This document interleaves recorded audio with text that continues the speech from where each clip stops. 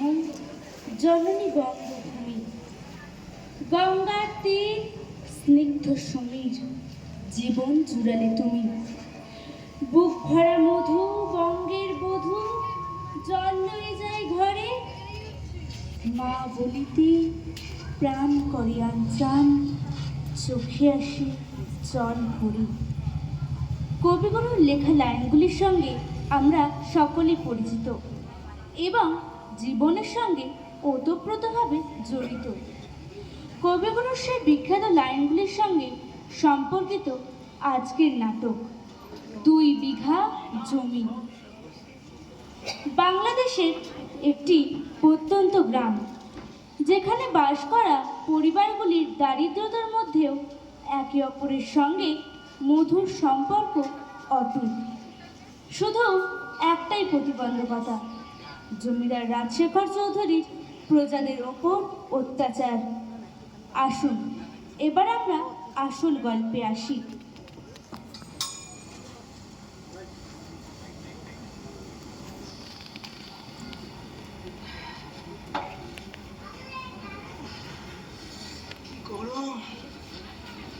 সহ্য করা যাচ্ছে না। ঠিকই বলেছিস রে উপেন বাবা, এই ২ বছর যেন প্রচুর গরম পড়েছে রে। গল্প করছো নাকি? আরে বাবা, এসো এসো বাবা, এসো, বসো, এখানে বসো। এই আর কি, সংসারে ২টো কথা বলছিলাম আর কি। বাবা, আজ দেখতে দেখতে তো ২ বছর হলো, আকাশে এক ফোঁটা বৃষ্টির চিহ্ন মাত্র নেই। আর পারা যাচ্ছে না। ঈশ্বরের কি ইচ্ছা তা তো আমি জানি না রে বাবা। জমির দিকে তাকালে তো বুক একবার শুকিয়ে যায় রে। এই ২ বছরে এক ফোঁটা বৃষ্টিও হয়নি আর চাষাবাদও হয়নি। ওদিকে জমিদার বাবুর কত খাজনা বাকি পড়ে আছে, তার যে কি হবে আমি তো কিছুই বলেছো উপেন্দা। এইভাবে চলতে থাকলে পরিবার নিয়ে না খেতে পেয়ে মারা যাবো।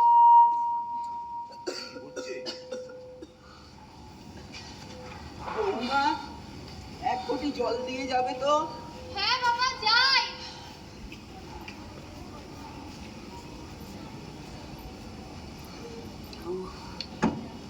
নাও বাবা জল।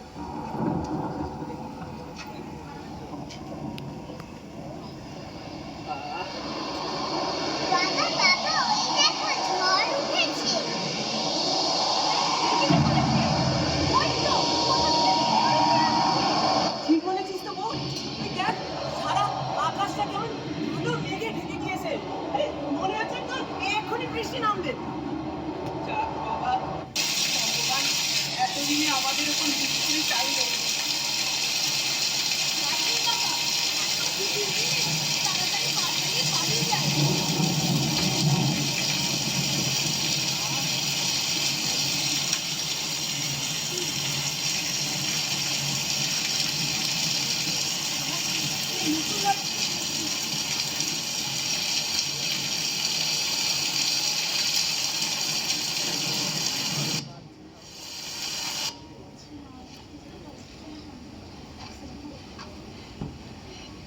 জানিস তো বউ, কাল থেকে দেখবি চাষের কাজে লেগে পড়বো, দিন রাত এক করে খাটবো।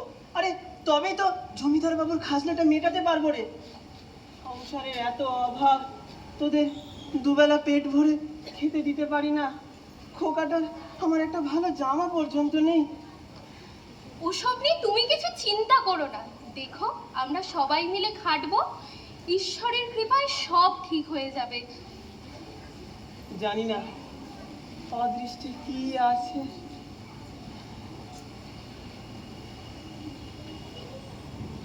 চ, আমরা ভেতরে যাই।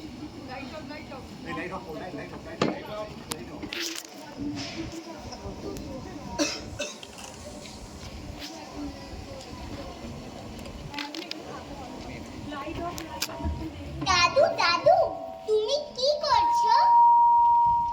এই দেখ খোকা, আমি এখানে একটা আম গাছ পুঁতে দিচ্ছি।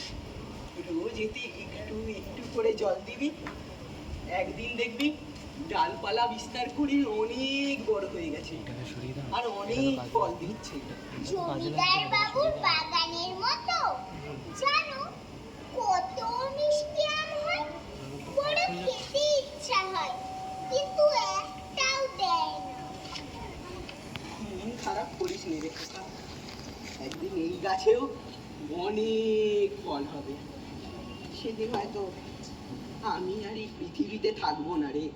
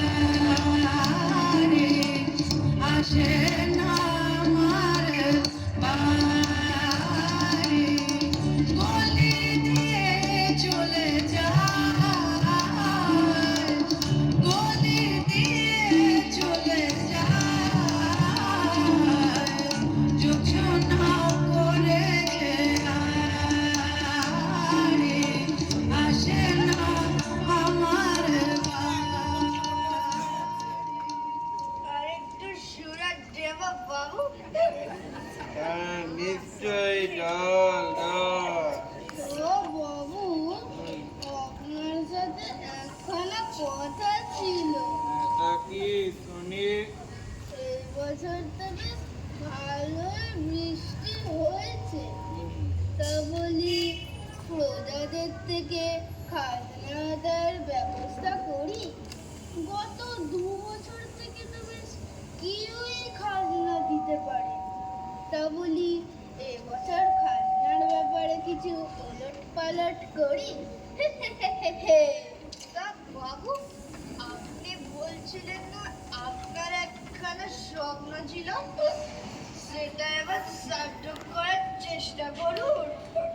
ঠিক কথা মনে করিয়েছি। আমার অনেক দিনের শখ এই গ্রামের বেশ কয়েকটা চাল কল আর তেল কল তৈরি করবো।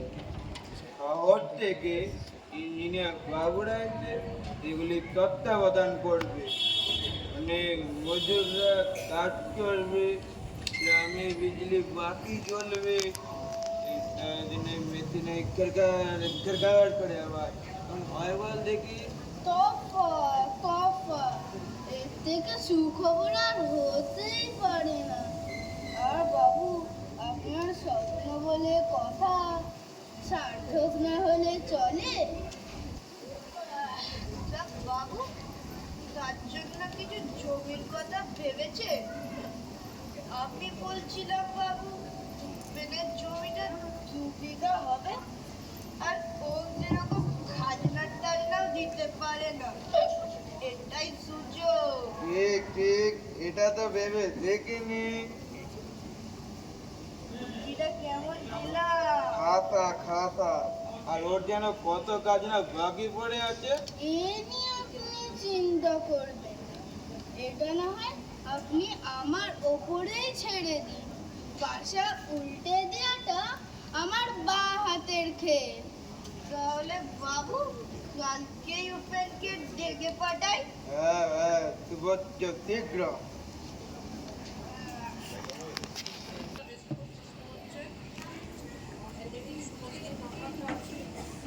বাবু আমায় ডেকেছেন? হ্যাঁ, এতো তা তোমার সঙ্গে কিছু কথা আছে। হ্যাঁ বলুন বাবু। তা তোমার চাষবাস কেমন চলছে? সবই তো জানেন বাবু, এই 2 বছরে এক ফোঁটা বৃষ্টি হয়নি, তাই চাষবাসও কিছু হয়নি। জানি আপনার কিছুটা খাজনা বাকি পড়ে আছে, বড় অসুবিধার মধ্যে আছি বাবু। বাড়িতে ছেলেটাকে ঠিক মতো খেতে দিতে পারছি না, অসুস্থ বাবা আর ঠিক মতো চিকিৎসাও করাতে পারছি না, খুবই অসুবিধার মধ্যে আছি বাবু। তা বলছিলাম, আপনি যদি এইবারের খাজনাটুকু মুকুব করে দেন তাহলে খুব ভালো হয় বাবু।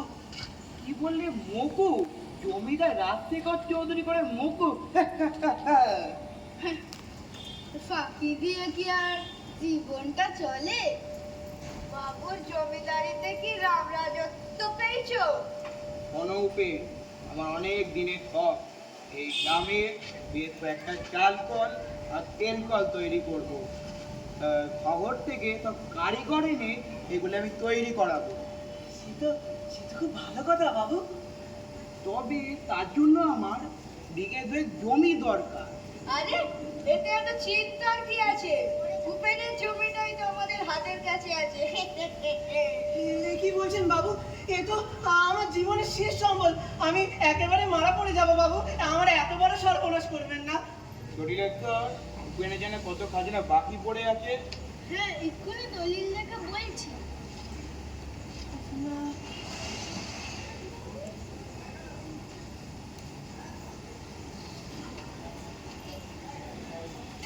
তাকে বাবু 2 বছরের খাজনা 50 টাকা, আর একবার উপেন আপনার থেকে ধার নিয়েছিল 200 টাকা, আর সেটা এখন সুদে আসলে 300, আর সব মিলিয়ে 350 টাকা।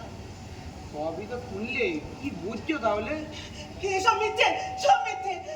আমি তো এতগুলো টাকা ধার নিইনি। আপনার কোথাও ভুল আছে বাবু, আপনার কোথাও ভুল হচ্ছে। ডিরেক্টর, দড়িটা দাও তো দেখি। এই এই যে দেখো, তোমারই দেওয়ার কিচ্ছু। এসব মিথ্যে বাবু, সব মিথ্যে। আমার এত বড় সর্বনাশ করবেন না বাবু, পরিবার নিজে পথে বসে যাব। আমি আপনার পায়ে ধরছি বাবু, আমি আপনার পায়ে ধরছি। আহা, এতে তো ভেঙে পড়ার কি আছে? তোমার জমিটা আমায় দিয়ে দাও, আমি তোমার টাকাটা মকুব করে দিচ্ছি।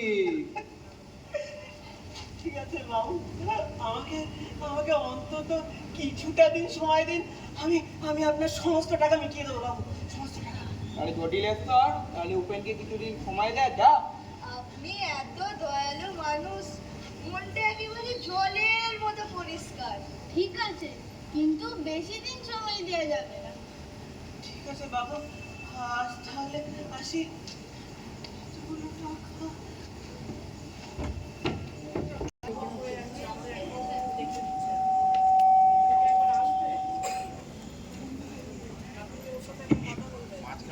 বৌমা, হ্যাঁ বাবা, কি হলো বলো তো বৌমা?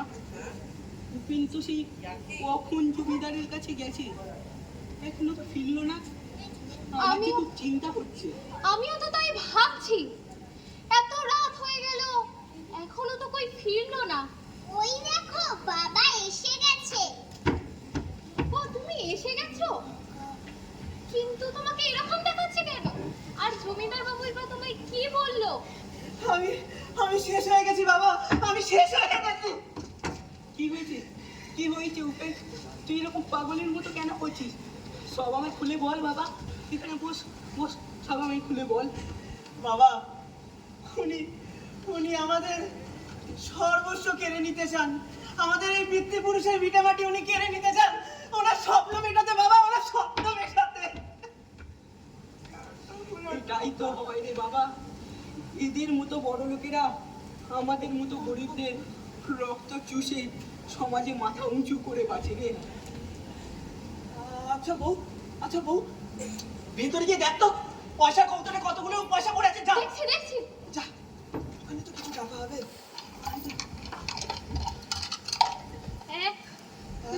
1, 2, 3, এ তো 13 টাকা 25 পয়সা। 13 টাকা 25 পয়সা। আচ্ছা বউ, এই চুড়িগুলো আমায় খুলে দে তো, এগুলো বিক্রি করে যা হয় তারপরে দেখছি। ঠিক, তুই কি বলছিস? সতবা মানুষের হাতের বালা কাউকে আবার বিক্রি করলে হয় নাকি? এছাড়া যে উপায় নেই বাবা, আর তো কোনো উপায় আমি দেখছি। আমি কালই কাজের সন্ধানে শহরে চলে যাব, যে করে হোক আমার এই পিতৃপুরুষের ভিটামাটি বাঁচাতেই হবে। আমি তোমার সঙ্গে যাব বাবা। করে হয় রে খোকা, তা কি করে হয়? অচেনা অজানা শহর, আমি আমি নিজে গিয়ে কোথায় থাকবো তারই ঠিকানা নেই, খেয়াল নেই। তুই গেলে বড় কষ্ট হবে রে খোকা, বড় কষ্ট হবে। তুমি কি তাহলে সত্যিই যাবে? এছাড়া যে আমার আর কোনো উপায় নেই রে, আমার আর কোনো উপায় নেই।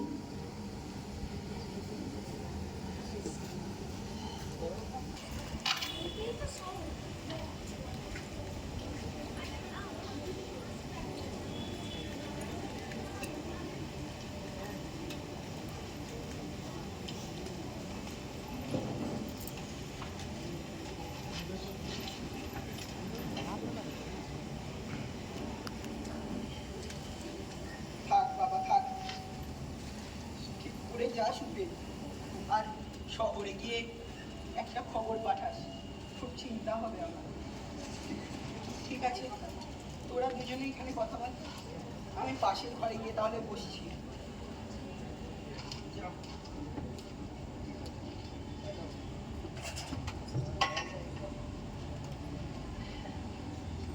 বউ, তুই বাবার খেয়াল রাখিস, আর নিজেও ভালো করে থাকিস, কেমন? আচ্ছা, খোকাকে তো কই দেখছি না, ও কোথায় গেল? হয়তো মন খারাপ করে কোথাও গিয়ে বসে আছে। এ নাও, ধরো। এই পুটলিতে চিড়ে মুরগি বেঁধে দিলাম, রাস্তায় গিয়ে খেও, আর সাবধানে যেও। তুইও খেয়াল রাখিস নিজের, কেমন? চলি রে। সাবধানে যাও।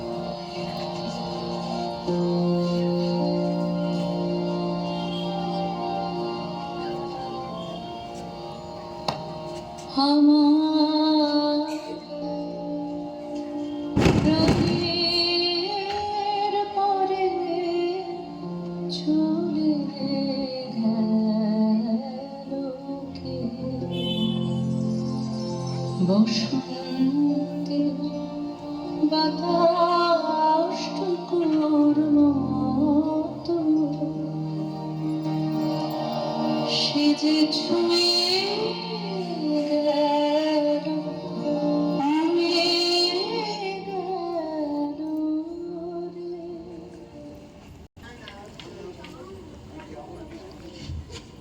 ট্রেনটা যে কখন আসবে, কোন দিক দিয়ে আসবে, কিছুই তো বুঝতে পারছি না। বাবা বাবা খোকা, তুই আমি যাব বাবা। তুই মানবি না রে। আচ্ছা চল আমার সাথে। Attention please, train number 14631 Amritsar Express from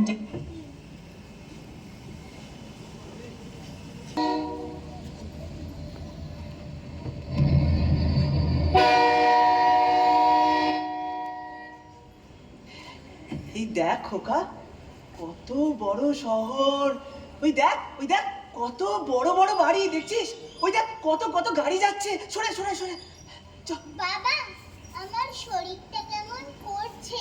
কই খোকা, কি হয়েছে তো? এ বাবা, এই দেখো, এ তো জ্বরে গা পুড়ে যাচ্ছে, দেখ কি সর্বনাশ। আয় খোকা, তুই এখানটা, আমার শরীর বলছে না, তুই আর আমি এখানটা বসি, কেমন?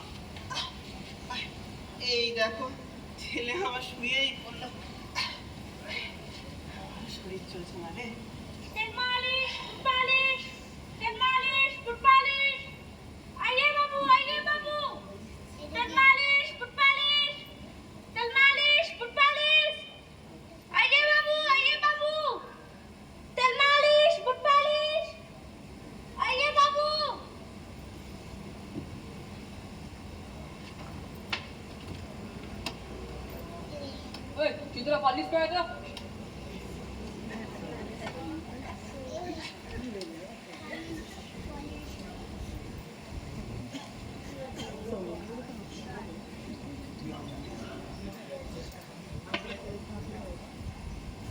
ये ठीक नहीं है बाबू, चल चल। খোকা, খোকা, ওঠ বাবা, ওঠ। ওঠ। একটা করতে হবে তো নাকি? আয়, এনাকে একবার জিজ্ঞাসা করি। আচ্ছা দাদা, বলছি এখানে কোনো থাকার ঘরের সন্ধান দিতে পারবে? और वो देखो उधर बिंदु मौसी जी का घर, उनको पास जाओ जरूर मिलेगा, लेकिन सावधानी से बात करना, बहुत रागी है। ঠিক আছে ভাই।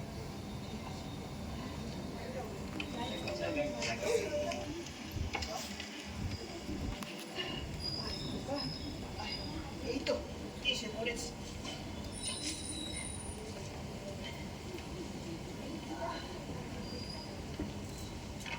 কই হে, বলি কেউ আসেন? कौन है रे? मारता हूँ। এদিকে দাঁড়া।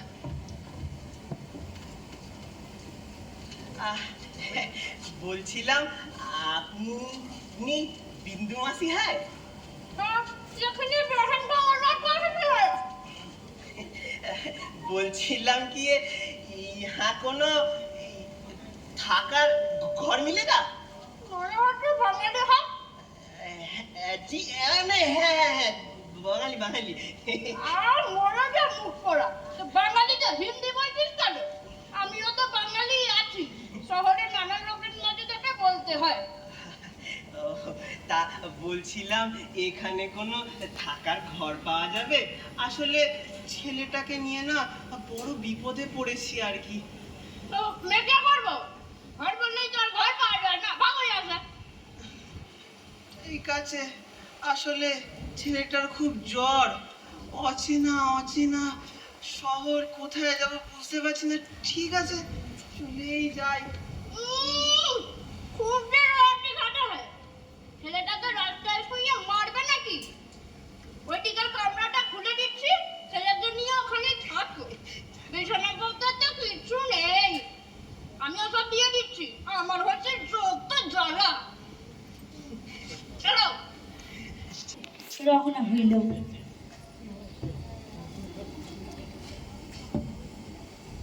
এইসব চিন্তা করিয়া রাস্তায় এসে দাঁড়াতেই কুলি কুলি কুলি কুলি হে কুলি কুলি, হ্যাঁ বাবু। এই যে মালপত্রগুলো। ও, আপনি কিছু ভাববেন না বাবু, আমি তুলে নিচ্ছি। দামি জিনিসপত্র আছে, তবে সাবধানে। আপনাকে কিছু ভাবতে হবে না বাবু, আমি ঠিক করে নেবো। চলুন বাবু। তাড়াতাড়ি চলুন না।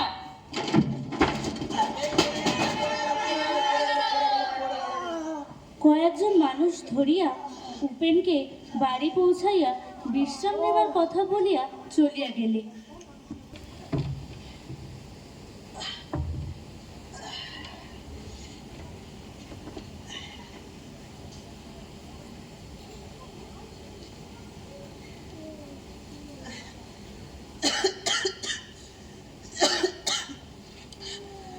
খোকা, খোকা, খোকা, अरे কোথায় গেলি? खोका खोका बोले चिल्लाता क्यों है? खोका ठीक है, अरे साबुतों को गिर के हमको उद्धार करना है।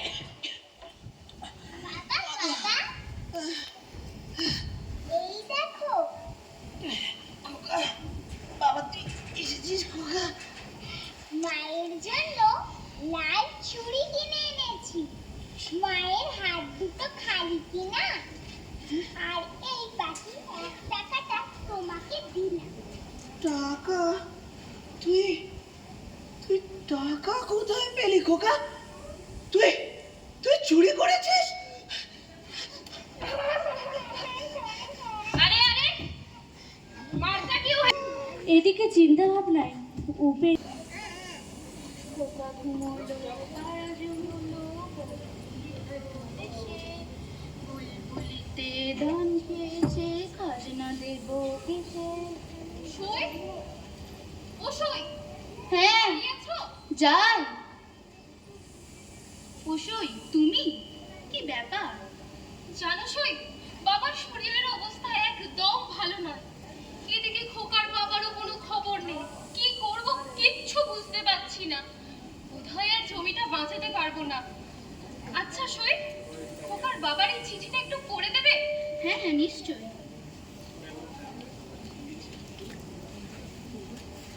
আমি খোকাকে নিয়ে কোনো রকমে একটা কাজ জোগাড় করেছি।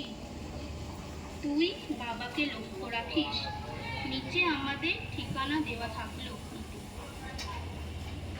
কি করি বলো তো সই? আমি বলি কি, আমি কিছু টাকা দিচ্ছি, তুমি বরং শহরে চলে যাও, আর বাড়িতে গিয়ে বাবাকে বুঝিয়ে বলো। দাঁড়াও।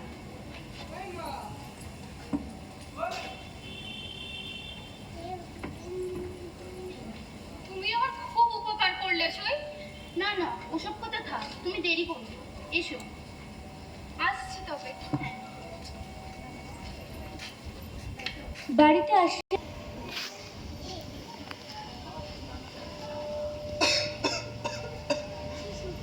বাবা, বাবা তোমার কি খুব কষ্ট হচ্ছে? ডাক্তারকে একবার খবর দিই। না রে, না রে বৌমা, আমার জন্যে আর কোনো ডাক্তার ডাকতে হবে না। আমার জন্যে ভাবিস না। তুই বরঞ্চ আজই উপেনের খোঁজে শহরে চলে যা রে। আমার জন্য কিছু ভাবিস না। আমার হাতে সময় দেখো বল পড়ে, তুই বরঞ্চ আজই চলে যা, আজই চলে যা। আমি তাহলে আসি।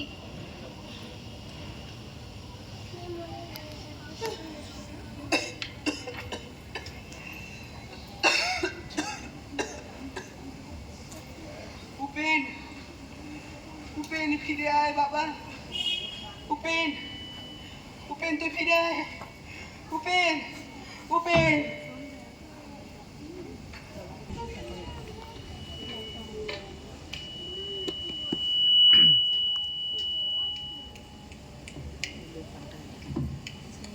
একটা মিঠা পান দিজিয়ে তো। बाबू मीठा पान खाइए, बहुत अच्छा। और पान खाते खाते एक तो मीठा गाना सुनिए।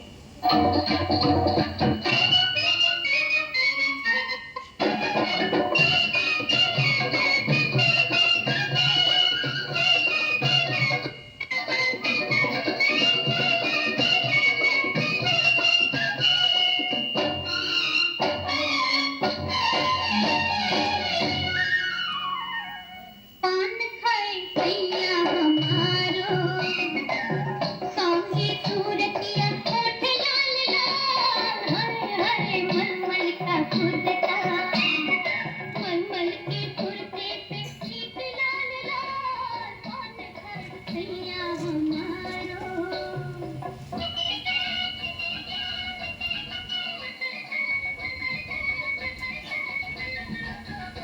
কাউকে খুঁজছেন নাকি?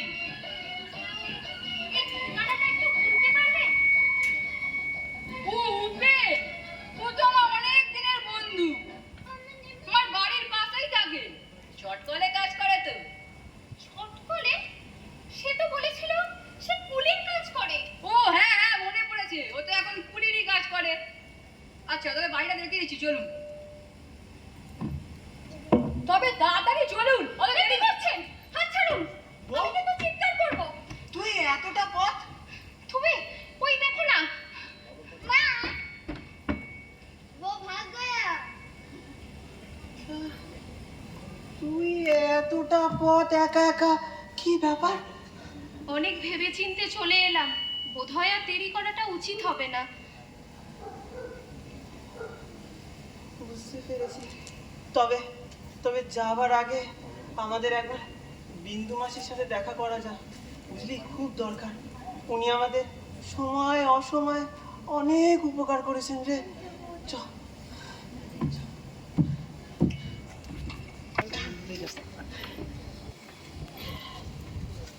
বিন্দু মাসি, और মাসি, এই আমার বউ। আমরা আজই আবার গ্রামে ফিরে যাচ্ছি। हाँ लेकिन ये बिंदु मौसी को भूलना मत। जरूरत पड़े तो याद करना, बिंदु मौसी का दरवाजा हमेशा खुला है।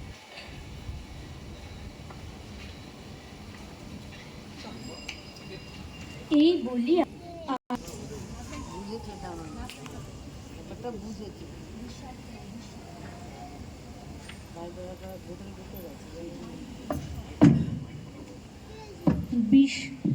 অতি বড় বিস্ময় তার জমির ওপরে গড়ে উঠেছে জমিদার বাবুর তৈরি চালকল আর তেলকল।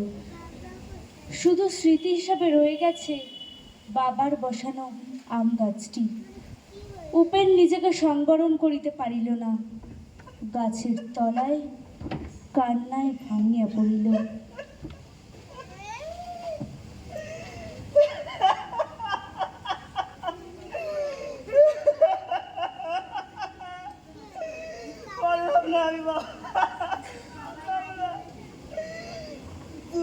জমি সামলাতে আমি পারলাম না বাবা। এই ভোর বেলায় ঠান্ডা হাওয়ায় তাহলে একবার বাগান থেকে ঘুরে আসি।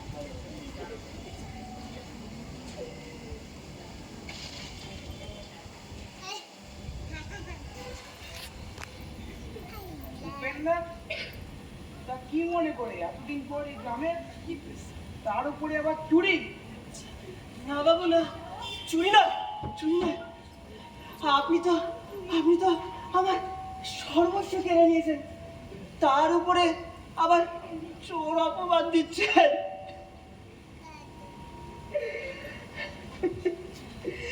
বাহ, প্রকৃতির কি অদ্ভুত নিয়ম বলুন। তুমি মহারাজ সাধু হলে আজ, আমি আজ চোর বটে। তোমার এত বড় সাহস, শহরে কি কথা হয়েছে না?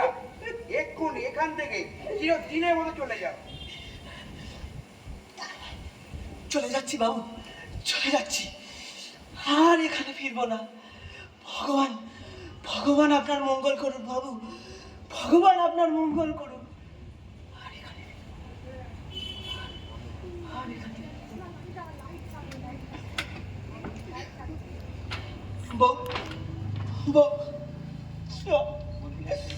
চলে যাই, আমরা আবার শহরে ফিরে যাইলে, আর আমরা এখানে ফিরবো না।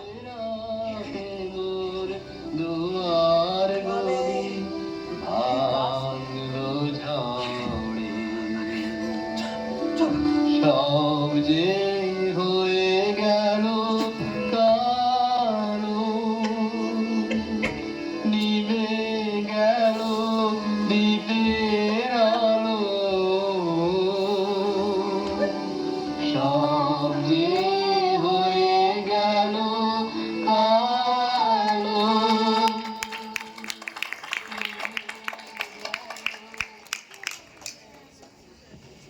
নাটক 2 বিঘা জমি। এখানে যারা অভিনয় করেছে, আসুন তাদের সঙ্গে একবার পরিচয় করিয়ে দিই। এরা কেউই প্রফেশনাল নয়, এরা শিখে আজকের এই নাটকটি মঞ্চস্থ করেছে। আশা করি আপনাদের সকলের ভালো লেগেছে। আজকে উপেনের ভূমিকায়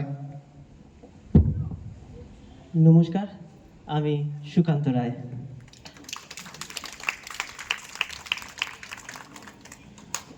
উপেনের বাবার ভূমিকায় নমস্কার, আমি স্বাগত দাস।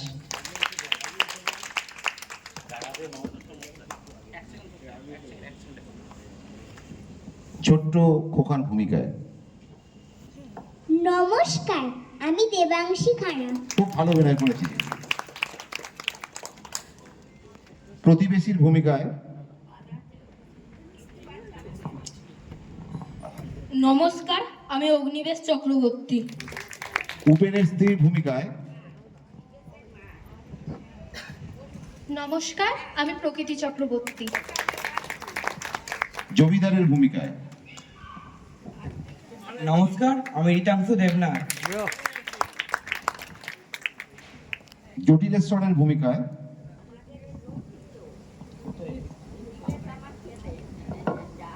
নমস্কার, আমার নাম অগ্নি দাস। খুব ভালো অভিনয় করেছে। কুটিলেশ্বরের ভূমিকায় নমস্কার, আমি সুরাজ রাও।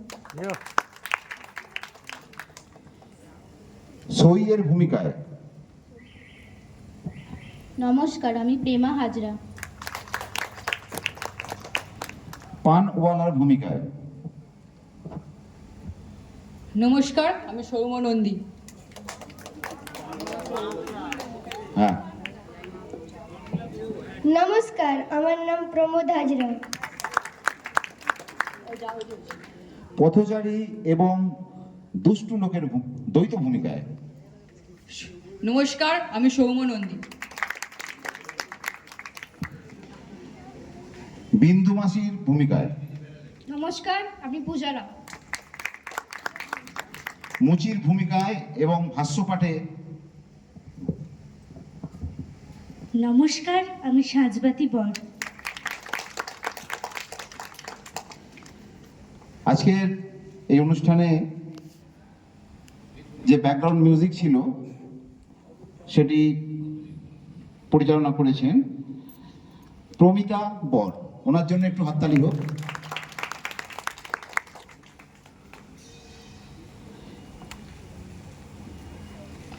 সমগ্র নাটকটির নাট্যরূপ ও নির্দেশনায় সোমা চক্রবর্তী। সকলকে আন্তরিক ধন্যবাদ জানিয়ে, বিশেষ করে যারা শেষ পর্যন্ত থেকে আমাদের আজকের অনুষ্ঠানটি সাফল্যমণ্ডিত করেছেন তাদের